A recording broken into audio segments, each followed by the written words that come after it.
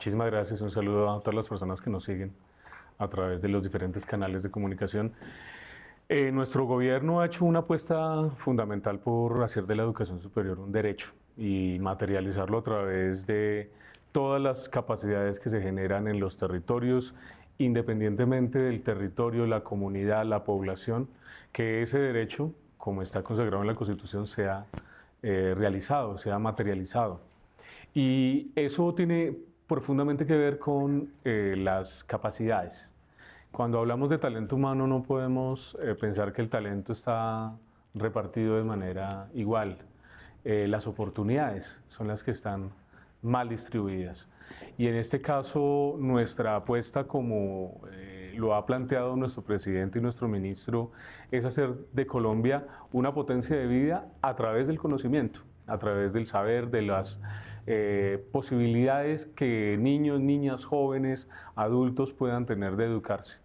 Y eso implica, por supuesto, una transformación de esa visión que ha imperado durante muchos años del sistema educativo, permitiéndole justamente a aquellas personas que no han logrado materializar su derecho que lo puedan hacer.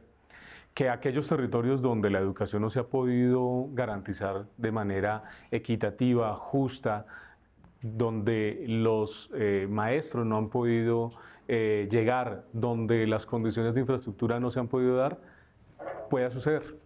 Cuando pensamos bajo ese esquema de capacidades colectivas, de oportunidades distribuidas de una mejor manera, se tienen que disponer los recursos. Entonces el modelo de nuestro gobierno ha estado fundamentado en esa posibilidad de brindar esas oportunidades, de hacerlo a través de un financiamiento justo, donde se generan las capacidades para brindarle a los contextos territoriales esas capacidades. Lo hacemos donde históricamente están los mayores problemas, pero también donde hay enormes oportunidades, en el litoral pacífico, en las zonas de frontera, en zonas donde la ilegalidad o las economías ilícitas y la violencia se ha arraigado. Allí hay que hacer un mayor énfasis, porque justamente pues tenemos una deuda histórica y en esos territorios donde hay enorme riqueza cultural, riqueza económica, donde hay grandes capacidades, donde hay cientos y miles de jóvenes, de niños y niñas atentos, digamos, a esa oportunidad, lo puedan hacer con plena garantía. Entonces ha sido nuestra principal apuesta y por supuesto que eso tiene un correlato en la forma como se distribuyen los recursos para mejorar oportunidades de docentes, para mejorar las coberturas, para generar tránsitos más fluidos. Hoy tenemos más resultados y por supuesto esperamos poder compartirles cómo evolucionan esos tránsitos, cómo evolucionan esos indicadores, pero esencialmente algo muy importante y es que ya hoy tenemos, en el caso de educación superior, esa garantía en territorios donde le estamos arrebatando a los jóvenes a la guerra, donde tenemos una política de gratuidad que le abre las puertas a la educación superior a estos jóvenes y donde ese saber colectivo se empieza a traducir también en productividad. Al final, la productividad es un resultado de unas capacidades conjuntas. Tal vez el principal modelo que está marcado en el programa de gobierno y en la política pública que hemos adelantado durante estos años ha sido el de orientar nuestros esfuerzos en buscar una formación que responda a unas crisis y entender que vivimos no solamente una crisis ambiental o una crisis energética, sino que vivimos una policrisis, guerras, vivimos las crisis recientes de la COVID, tenemos una policrisis como humanidad. Entonces, el modelo de una educación para la vida, el modelo de una educación como derecho fundamental, también está arraigado profundamente en cómo se construye una nueva sociedad. El presidente lo plantea en los términos de una formación para la vida. Y eso es muy importante porque tenemos que pensar que nuestra sociedad ha vivido pues, en décadas de conflicto y que esos conflictos han sido esencialmente generados por inequidades. inequidades territoriales, poblacionales, económicas, laborales, etcétera. Entonces nuestro modelo está primero pensado para que la formación integral, por ejemplo, sea un elemento central de la política pública educativa. La formación integral le permite a los niños, niñas, jóvenes acceder a otro tipo de formaciones. Ya no solamente es fundamentada en las matemáticas, las ciencias, que siguen siendo importantes y que tienen un apoyo y que tienen toda una estructura dentro de los currículos y dentro de la escuela y la universidad, sino otro tipo de formación, una formación para el ser, una formación donde las artes, donde también, por ejemplo, las tecnologías juegan un papel importante desde una visión ética, donde los deportes son importantes, y allí hay una estrategia muy importante en la educación básica, preescolar, básica y media.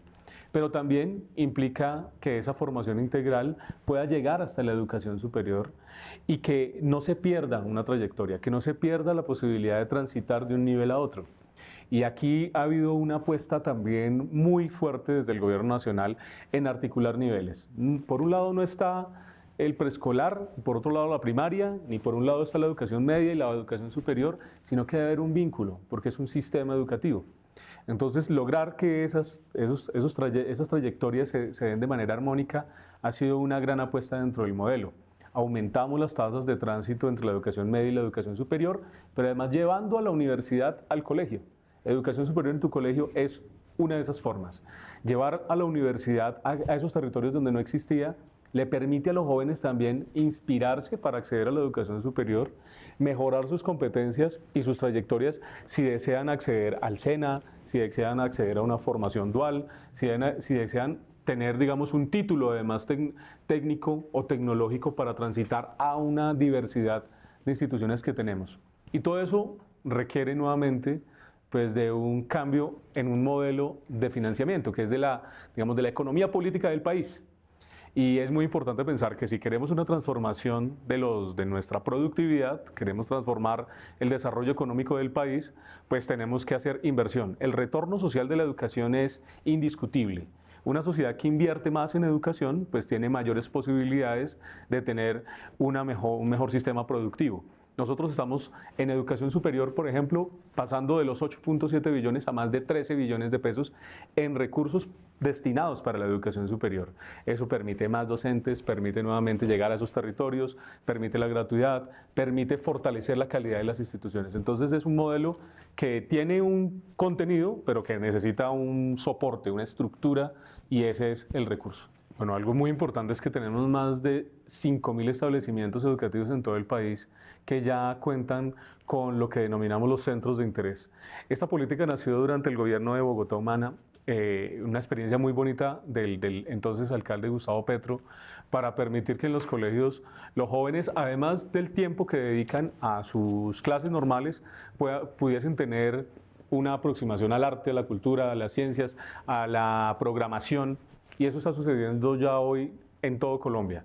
En esas más de 5.000 establecimientos hemos adicionalmente llevado oferta con otros sectores y ese es un gran resultado que tenemos que celebrar de manera intersectorial, porque la responsabilidad no solamente le corresponde al Ministerio de Educación. Allí tenemos la participación del Ministerio de las Culturas a través de Artes al Aula, que eso es una gran revolución realmente, llevar el arte a territorios y potenciar. Ustedes pueden verlo en las comunicaciones del ministerio. A cada rincón que llegamos con el ministro, con la viceministra, con el equipo, nos reciben batallones de niños y niñas talentosísimos en música, en danza, en artes plásticas, etcétera, y eso se logra gracias también al Ministerio de las Culturas.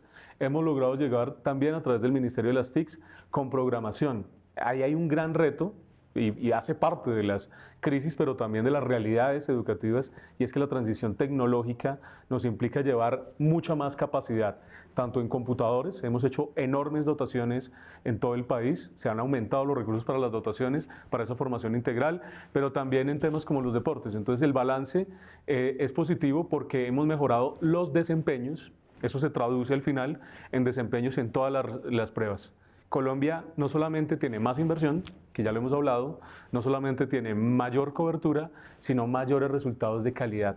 Ya los niños y las niñas se están viendo esos resultados en las pruebas. Bueno, lo que falta es seguir profundizando en una visión de país y en una visión que sea coherente entre lo que se invierte, que es un avance muy importante lo que hemos hecho. Reitero que aquí tenemos una política pública donde se pone el conocimiento en el centro y donde decididamente hemos destinado los recursos tanto del Sistema General de Participaciones como los recursos de la política de educación superior, como la apuesta, por ejemplo, de la reforma a la Ley 30 que da un enfoque claro de qué queremos que pase con los recursos en materia de educación, pero ponerle un para qué. Entonces ahí yo retomo algo de lo que está planteando aquí mi compañero Oscar y aquí mi director, es la visión del país inspirado en un país para la vida, para la paz, para el desarrollo económico, productivo, etcétera, pues debe estar conectado permanentemente en esos propósitos, entendiendo que es la garantía de sus derechos, de los derechos de los ciudadanos, y que tienen unos contextos territoriales muy diversos. Entonces lo que debemos hacer es profundizar estas apuestas de país, entendiendo que no en todos los lugares ese derecho se ha materializado. Entonces, si tenemos más inversión, si tenemos más recursos, pues ahora tenemos que profundizar mucho más en lograr que ese territorio de la ruralidad dispersa, donde necesitamos tener a nuestras campesinas y nuestros campesinos inspirados, alimentando al mundo y cuidando los recursos naturales, pues allá es donde tenemos que esforzarnos más en poner los recursos. Donde tenemos a los jóvenes en este momento en una tensión entre si irse a la ilegalidad o al mototaxismo o quedarse haciendo una formación técnica, tecnológica que le permita vincularse con un buen salario, como lo ha dicho Oscar, el enganche salarial de los jóvenes está mejor hoy, por ejemplo, en las áreas tecnológicas y en ciertas áreas de las tecnologías, que se queden allá. Entonces, fortalecer más la formación técnica articulada con la media, ya sea a través del SENA o a través de las instituciones de educación superior. Ese es un esfuerzo que hay que seguir redoblando. Hay países que han logrado estas transformaciones poniendo toda la apuesta de su país alrededor del conocimiento. Corea, países de posguerra, Japón, han formado a sus jóvenes para transformar su sociedad. Nosotros estamos en ese camino, hemos hecho un gran avance como gobierno, hemos logrado que más de 900.000 jóvenes hoy tengan gratuidad en la matrícula. Eso ya no será una preocupación para las familias, pero necesitamos que, ojalá, hoy es el 97%, pues que lleguen al 100%, nos falta ese pedacito final. Necesitamos que las instituciones, en un diálogo que denominamos desde el viceministerio el ecosistema empático de educación superior, ponga a hablar sobre estos temas que han mencionado mis compañeros, como el futuro de la alimentación, de la energía, de las tecnologías, de la salud, etcétera, de manera articulada, no solamente la academia observándose a sí misma, sino la academia dialogando con el Estado, la academia dialogando con el sector productivo, la academia dialogando con las comunidades y los territorios, la academia dialogando alrededor de grandes problemas que son compartidos como humanidad. Entonces yo creo que allí hay una esperanza muy importante.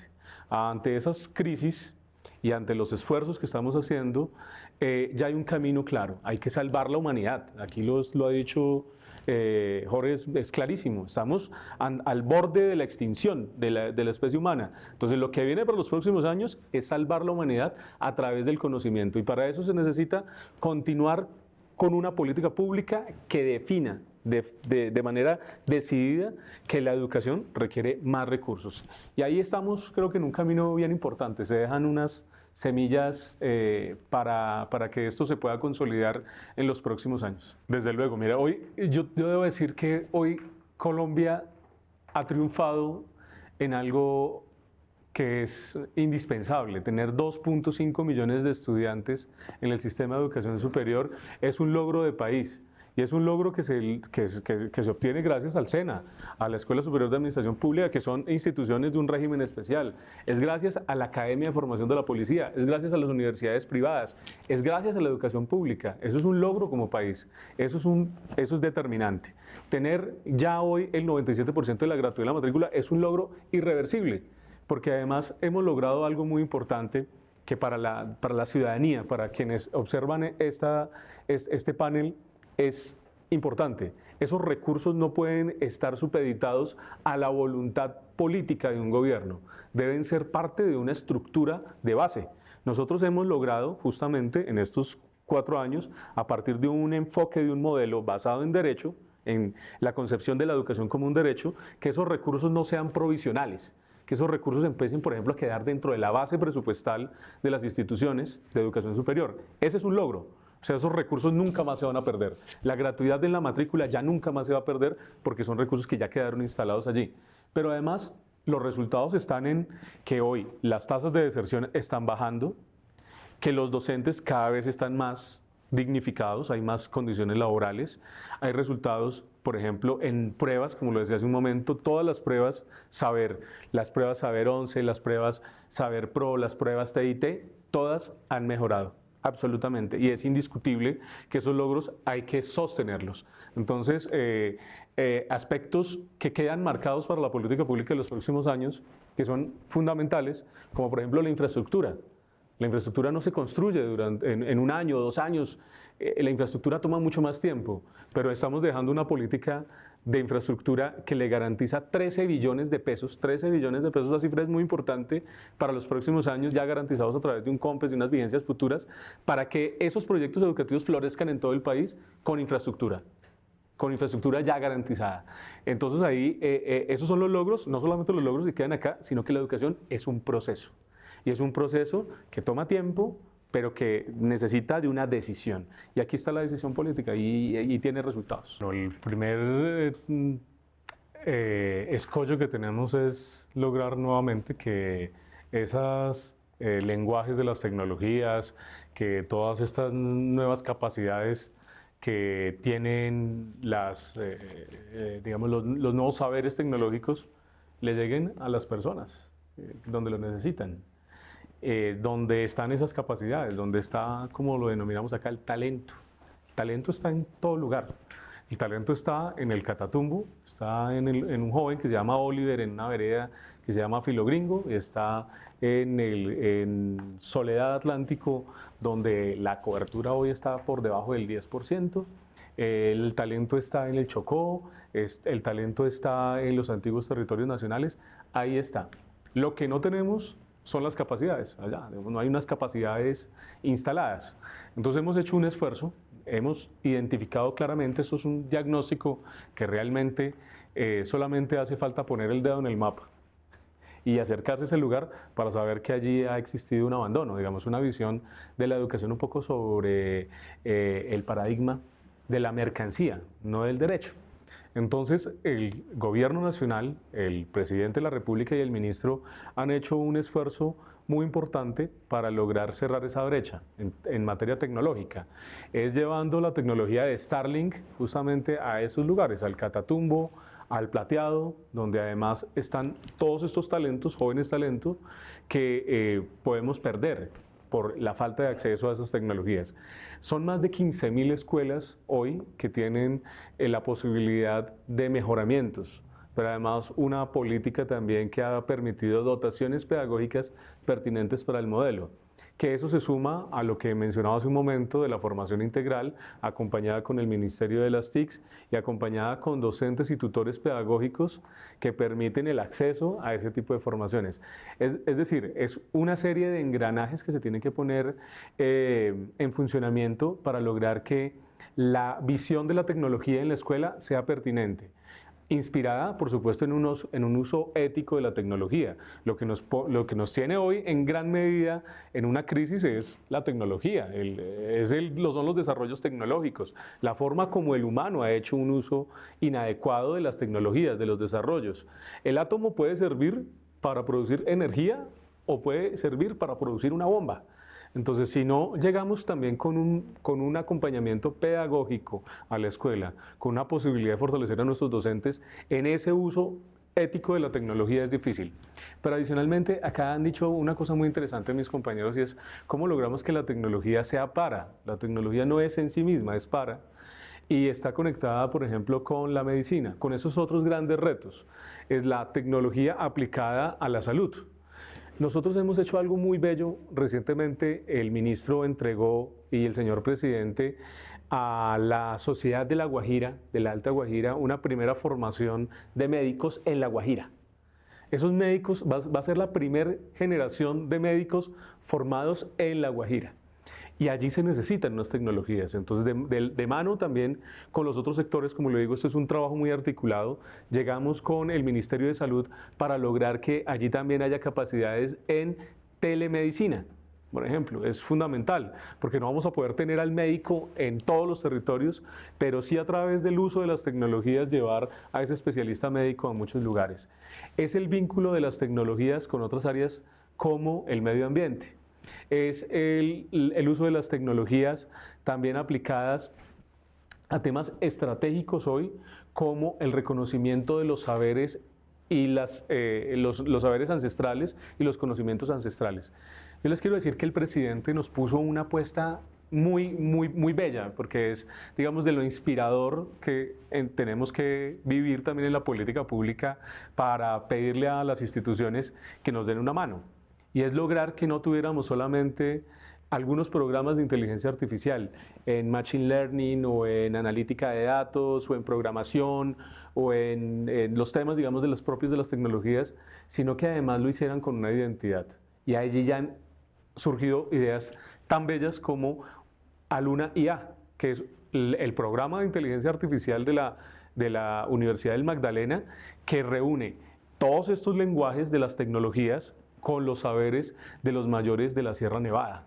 Cuando uno pone en diálogo ese saber de los pueblos de la Sierra con la inteligencia artificial, eso no tiene ningún competidor a nivel global. Eso es una inteligencia artificial que no tienen ni los chinos, ni los europeos, ni los gringos, nadie lo tiene. Ningún país cuenta con esa riqueza, pero es justamente dándole una identidad y un saber con propósito. Es tecnologías con un sentido ético. Y eso, pues por supuesto, yo tengo que insistir, viene acompañado de un ejercicio de autonomía muy fuerte que se da en las instituciones. Las universidades nos ponen todo de sí mismas. Hemos aumentado, hoy tenemos más de 60 programas en trámite para obtener esos registros, esas licencias de funcionamiento en nuevos programas, pero también en un reto, que era algo que nos preguntabas hace un momento, y es, efectivamente, no puede ser solamente la tecnología. Esto tiene que venir acompañado de humanidades, y aquí de pronto puedo diferir un poco de mi compañero director, y es que en las escuelas, en las facultades, también se forman los humanistas. No solamente necesitamos gente que haga, necesitamos gente que piensa, que se inspire, necesitamos artistas, y eso se forman también en las facultades de artes, y se forman en las facultades de filosofías, y se forman en diferentes ámbitos del conocimiento que son indispensables para que esa tecnología pueda ser en favor de la humanidad. Entonces estamos en esa tarea y creo que también va andando muy bien. Observen en el país no solamente los enormes problemas históricos que tenemos, sino que observen las grandes capacidades que tienen nuestras comunidades y nuestros territorios. Estamos en una sociedad privilegiada, ecosistémicamente tenemos enormes privilegios en términos de producción de energía, tenemos grandes capacidades. En términos de soberanía alimentaria, Colombia tiene un gran potencial. Pero justamente esos lugares donde hay grandes capacidades, donde hay enormes talentos, es donde queremos que el privilegio no sea el que prime, que no sea la suerte de unos, sino que son esas comunidades con las que podemos trabajar. Entonces creo que el sector productivo, los empresarios, pero también los sectores de la producción solidaria, de la producción cooperativa, tiene enormes oportunidades si observa en esos territorios la opción de hacer, digamos, de este país un país también productivamente más próspero.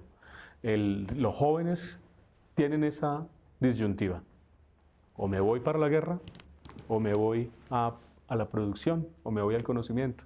Entonces hay que mirar hacia allá, no seguir reproduciendo los ciclos de violencia, de desigualdad y de dolor que ha vivido nuestro país. Estamos en una gran oportunidad, en un gran momento para construir juntos esa sociedad de conocimiento y de vida.